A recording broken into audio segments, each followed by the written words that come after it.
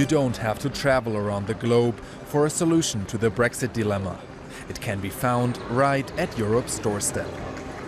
Hop on a plane to Norway, and you're in a country that has rejected EU membership twice.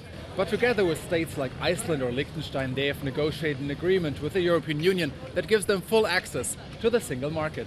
And there you have it, the Norwegian model.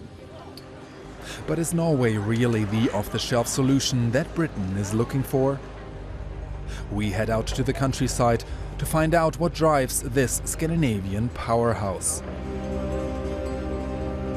Sveinrud sells famous Norwegian king crabs. And just like the economy as a whole, he relies heavily on the European Union. More than 80% of Norway's exports are to EU member states, and one of the key advantages are shared standards. I don't need to spend a long time explaining to my European customer what I'm meaning, because they are looking for exactly the same what I'm presenting. If I go somewhere else in the world, culturally-wise, historically-wise, there are some other issues. So European market, EU is a very important market for us because they are close and we are the same. But there's a price for Norway's access to the EU market, which Britain might be unwilling to pay: the free movement of labor. Norway's government, however, sees it as a huge benefit. Actually, Norway is one of the countries having the largest portion of foreign labor from the EU countries in Norway, and we depend upon the workers' labor force from other European countries, so this is actually important for us. And there are other potential perks. With its arrangement, Norway is not part of the customs union. That means it can, unlike EU member states, strike its own trade deals. Something that Brexiteers argued is one of the biggest benefits of Brexit.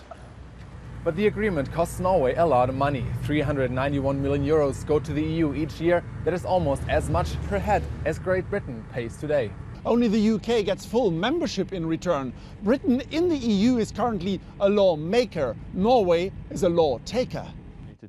A law taker that receives on average 5 new EU directives per day, which must be implemented, no questions asked.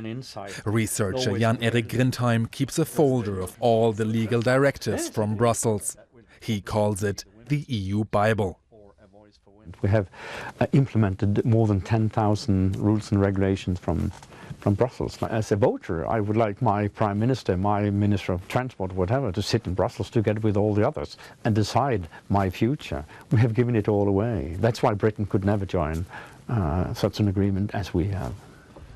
Despite the downsides, a large majority of Norwegians love the deal.